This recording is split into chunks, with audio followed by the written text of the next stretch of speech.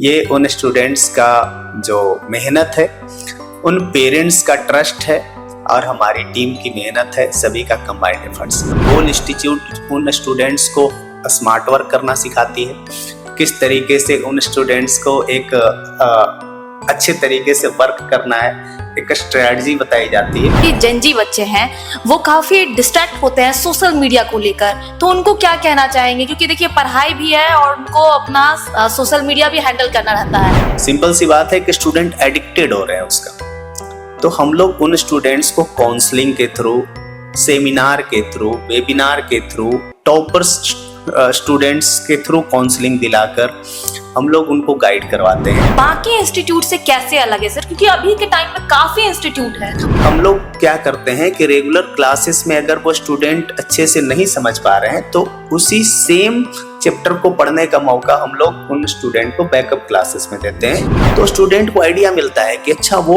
उन्होंने 11th-12th में यहाँ से जब क्लास किया था तो सेम चैलेंजेस फेस कर रहे थे, तो उस चैलेंजेस को कैसे ओवरकम किए। ये आपको गोल में बहुत एवरेज स्टूडेंट, ऐसे स्टूडेंट आपको मिलेंगे जिन्हें अच्छे से इंग्लिश पढ़ने नहीं आता, जिन्हें एनसीईआरटी का लैंग्वेज समझ में नहीं आता, वैसे स्टूडेंट भी एम्स तक का सफर करते हुए दिखेंगे। कुछ बच्चे जो होते हैं वो डिसाइड नहीं कर पाते हैं, पेरेंट्स कुछ और बोलते हैं और उसके मन में कुछ और रहता है, और कई लोग कई बातें बोलते हैं कि ये कर लो, तो उसे अपना करियर कैसे डिसाइड करना चाहिए, क्या करना है आगे लाइफ में? पेरेंट्स भी प्रेशर देते हैं बच्चों पर, उन बच्चों का इंटरेस्ट किसी दूसरे फील्ड में है, बट पेरेंट्स प्रेशर देकर किसी दूसरे फील्ड में भेजना चाहते हैं। इस कंडीशन में बच्चों का एक तो साइकोलॉजिकल प्रेशर उन बच्चों पर पड़ता है, दूसरा कि वो अपने पोटेंशियल एनर्जी को सही से यूटिलाइज नहीं कर पाते। क्यों? अपने बच्चे के इंटरेस्ट को आइडेंटिफाई करके उसके इंटरेस्ट वाले फील्ड में आप भेजें। और स्टूडेंट से भी मैं कहना चाहूँगा कि सबसे पहले अपना गोल सेट करें और उस गोल वाले फील्ड में अपने करियर को आगे बढ़ाएं। नमस्कार, स्वराज पोस्ट देख रहे हैं आप। मैं हूं आप सभी के साथ आभा। देखिए कल जेईई मेंस का रिजल्ट आया और गोल इंस्टीट्यूट के छात्रों ने झंडे गाड़ने का काम किया, काफी अच्छा प्रदर्शन किया, और इसी सिलसिले में हम बात करने के लिए पहुंचे हैं गोल इंस्टीट्यूट के असिस्टेंट डायरेक्टर रंजय सर से। सर, सबसे पहले तो आपको बहुत बहुत बधाई, आपके स्टूडेंट्स ने बहुत ही अच्छा जो है प्रदर्शन किया। आप इसको कैसे देखते हैं सफलता को? Thank you very much. सबसे पहले तो मैं जेईई मेन 2026 में जितने भी स्टूडेंट क्वालिफाई किए हैं और अच्छा रैंक लाए हैं, मैं सभी को पूरे गोल फैमिली की ओर से बहुत बहुत शुभकामना देना चाहूँगा। और अपने उन स्टूडेंट्स को जिन्होंने इस तरह का टॉप परफॉर्मेंस लाया है, उन्हें विशेष तौर पर शुभकामना देना चाहूँगा, क्योंकि उन्होंने जिस तरीके से ये परफॉर्मेंस लाया है, ये उनका अथक प्रयास का ये रिजल्ट है।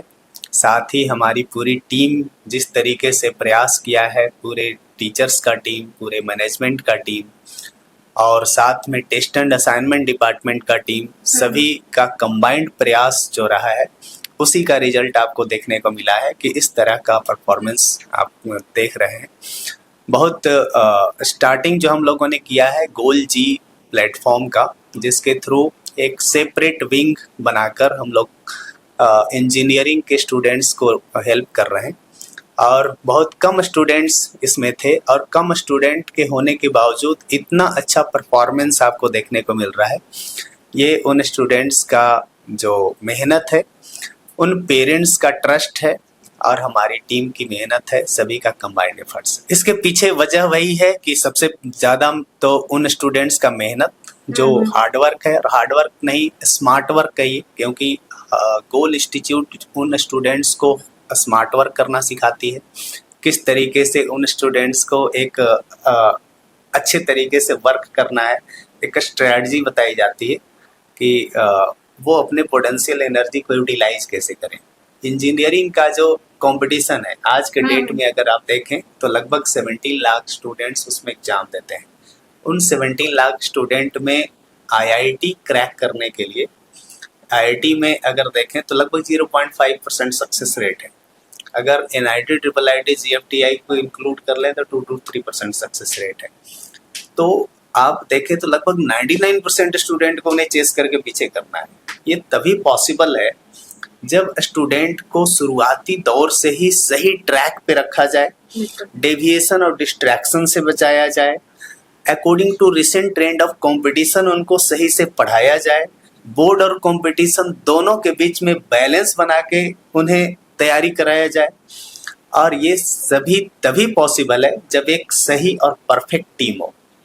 तो एक सही और परफेक्ट टीम के साथ उन स्टूडेंट्स की तैयारी यहाँ करवाई जाती है और स्टूडेंट को टाइम टू टाइम गाइडलाइंस दी जाती है, उनकी मॉनिटरिंग की जाती है, सही से केयर की जाती है, what to do, what to study and what leave सिखाया जाता है।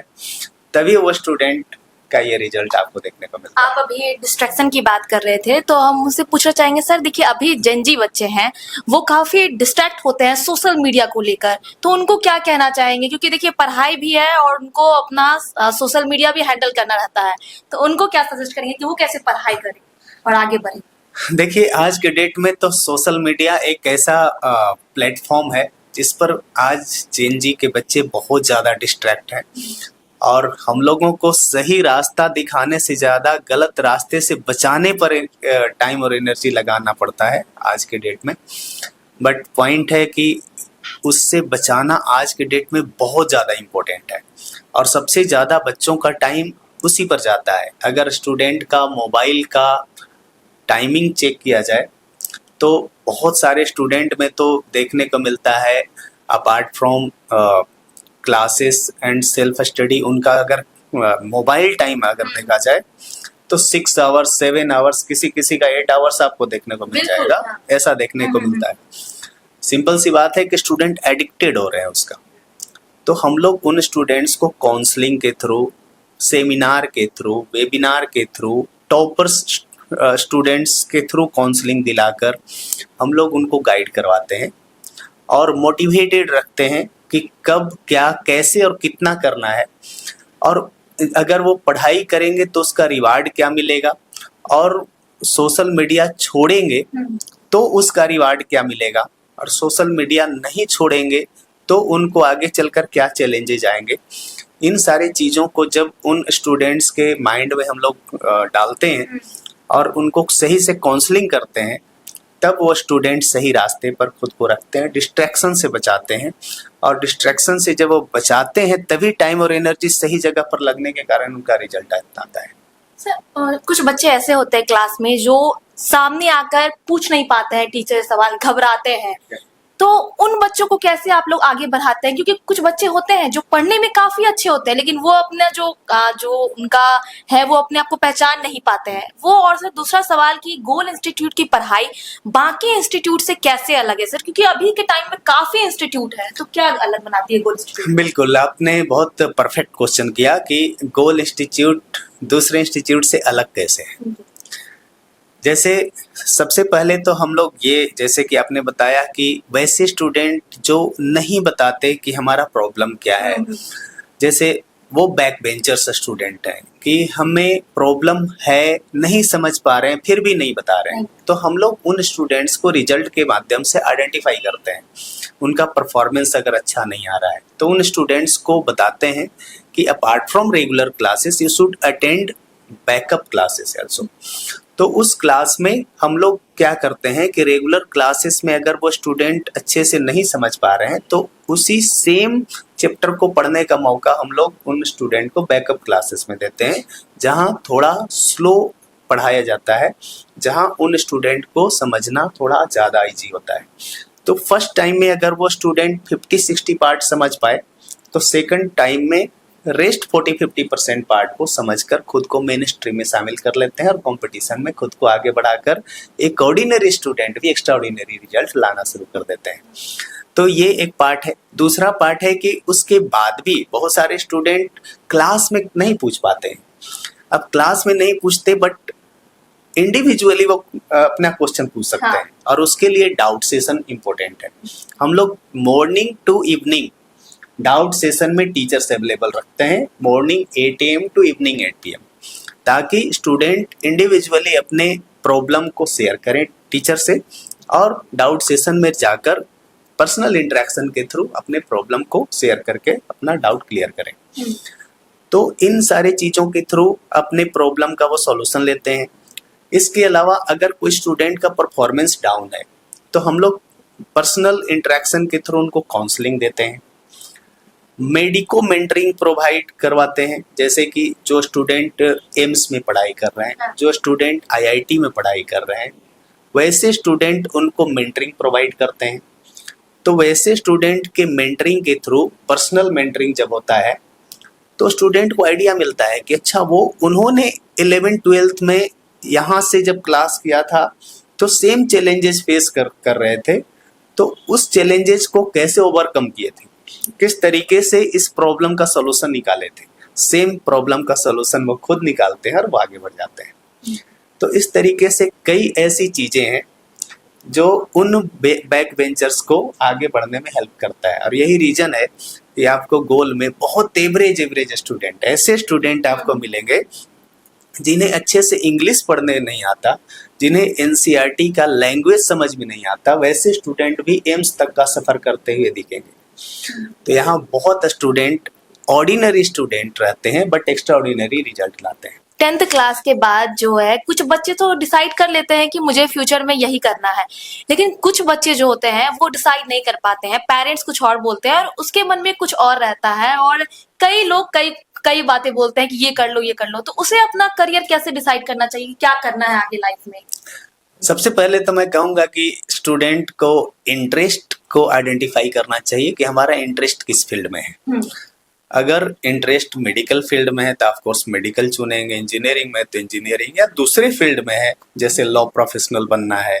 अगर एआई आज के डेट में बहुत आगे बढ़ रहा है तो जिस भी फील्ड में उनका इंटरेस्ट है, अगर चार्टर्ड अकाउंटेंट बनना चाहते हैं, अगर पायलट बनना चाहते हैं, सिविल सर्विसेज में इंटरेस्ट है, तो जिस भी फील्ड में उनका इंटरेस्ट है उस फील्ड में उन्हें आगे बढ़ना ज़्यादा अच्छा है। ऐसा नहीं कि कभी कभी ऐसा होता है कि पेरेंट्स भी प्रेशर देते हैं बच्चों पर, उन बच्चों का इंटरेस्ट किसी दूसरे फील्ड में है बट पेरेंट्स प्रेशर देकर किसी दूसरे फील्ड में भेजना चाहते हैं। इस कंडीशन में बच्चों का एक तो साइकोलॉजिकल प्रेशर उन बच्चों पर पड़ता है, दूसरा कि वो अपने पोटेंशियल एनर्जी को सही से यूटिलाइज नहीं कर पाते क्योंकि उसमें उनका इंटरेस्ट नहीं है। अब किसी स्टूडेंट का साइंस में इंटरेस्ट नहीं है, उसको जर्नलिस्ट बनना है और वो साइंस में उसका इंटरेस्ट ही नहीं है, उसको आर्ट्स में इंटरेस्ट होगा, सिंपल सी बात है। और वो साइंस सब्जेक्ट पढ़ेगा, सिंपल सी बात है, उसको समझने में मुश्किल होगा, समझना में मुश्किल होगा तो मार्क्स कम आएगा, तो सक्सेस यहाँ मिलेगा नहीं। सक्सेस नहीं मिलेगा तो उसको ऐसे भी फेलियर का टेस्ट होगा। अब पेरेंट्स को लगेगा कि ये स्टूडेंट पढ़ता नहीं है, बट स्टूडेंट को पढ़ने के बावजूद सक्सेस मिलना मुश्किल होगा क्योंकि उस फील्ड में उसका इंटरेस्ट नहीं है। तो इससे पेरेंट्स को भी लॉस है, स्टूडेंट को भी लॉस है। इसलिए पेरेंट्स से भी मैं कहना चाहूँगा कि अपने बच्चे के इंटरेस्ट को आइडेंटिफाई करके उसके इंटरेस्ट वाले फील्ड में आप भेजें। और स्टूडेंट से भी मैं कहना चाहूँगा कि सबसे पहले अपना गोल सेट करें और उस गोल वाले फील्ड में अपने करियर को आगे बढ़ाएं। साथ में ये कहना चाहूँगा कि आपका 10th बोर्ड में कोई भी मार्क्स आया हो, कम भी मार्क्स आया हो, तब भी आप बहुत अच्छा करियर बना सकते हैं क्योंकि हम लोगों ने देखा है कि वैसे स्टूडेंट जो इवन 10th में 3rd डिवीजन से पास किए हैं, वैसे स्टूडेंट भी बहुत अच्छा रिजल्ट लाए हैं मेडिकल में, इंजीनियरिंग में, इवन सिविल सर्विसेज में। तो आपका 10th बोर्ड में क्या मार्क्स आया है मैटर नहीं करता, बट अगर आप आज से डिसीजन लेते हैं कि हम अपने आप को आगे बढ़ाएंगे, एक नई शुरुआत करते हैं, तो 11th और 12th आपके 2 साल के ऐसा टाइम है जिस 2 साल में अपने आप को अपलिफ्ट आप कर सकते हैं और आगे के करियर में आप बहुत ऊंचाइयों तक खुद को पहुंचा सकते हैं। एक सर लास्ट क्वेश्चन लेंगे, जहां कुछ बच्चे कल अच्छा रिजल्ट आने पे खुशी मना रहे थे तो ऐसी खबर सामने आती है कुछ बच्चे सुसाइड कर लेते हैं पेरेंट्स के दबाव में या उनका रिजल्ट अच्छा नहीं आता, उन बच्चों को क्या कहना चाहेंगे सर? वैसे बच्चों को मैं बिल्कुल कहना चाहूंगा कि आपके मार्क्स कितने भी कम आए हों, आपको बिल्कुल हतोत्साहित नहीं होना चाहिए, परेशान बिल्कुल नहीं होना चाहिए। साथ में मैं पेरेंट्स से भी कहना चाहूंगा कि आपके बच्चे कितने भी मार्क्स लाए हों, आप उनको सिर्फ मोटिवेट करें आगे के करियर और फ्यूचर के लिए। आप बिल्कुल उनसे ऐसा ना कहें कि आपका मार्क्स कम क्यों आया, क्योंकि जो भी बच्चे अपना मेहनत करके लाए हैं वो काफ़ी है, वो इनफ है, उन्होंने अपना परफॉर्मेंस दिया है। और कोई भी मार्क्स बोर्ड में कम नहीं होता। कोई भी स्टूडेंट का 10th बोर्ड का मार्क्स आगे के करियर फ्यूचर में पूछा नहीं जाता। कोई स्टूडेंट कोई भी मैं जस्ट एक एग्जांपल देता हूँ कि कोई भी लोग जब डॉक्टर के पास ट्रीटमेंट के लिए जाता है तो उन डॉक्टर से पूछता नहीं है कि आपका 10th बोर्ड में क्या मार्क्स था। कोई भी सिविल सर्विसेज में आप जाएंगे, मतलब अगर आप एसपी या डीएम के पास जाएंगे तो आप उनसे पूछते नहीं है कि आपका 10th बोर्ड में क्या मार्क्स था। कोई इंजीनियर के पास जाते हैं तो नहीं पूछते हैं कि आपका 10th बोर्ड में क्या मार्क्स था। तो 10th बोर्ड का मार्क्स मैटर नहीं करता। और हमने ये देखा है कि वैसे स्टूडेंट जिनका 10th बोर्ड में बहुत अच्छा मार्क्स था बट आगे करियर में उन्होंने अच्छा नहीं किया, और 10th बोर्ड में बहुत पीछे जिनका मार्क्स था, बहुत कम मार्क्स था, उन्होंने करियर में बहुत अच्छा किया। तो मार्क्स जो 10th का है ऐसा नहीं है कि वो डिसाइडिंग है लाइफ का। अगर कम मार्क्स है आपको हतोत्साहित होने की ज़रूरत नहीं है। एक नई शुरुआत करके आप बहुत अच्छा करियर बना सकते हैं, बहुत लाइफ में अच्छी अचीवमेंट पा सकते हैं।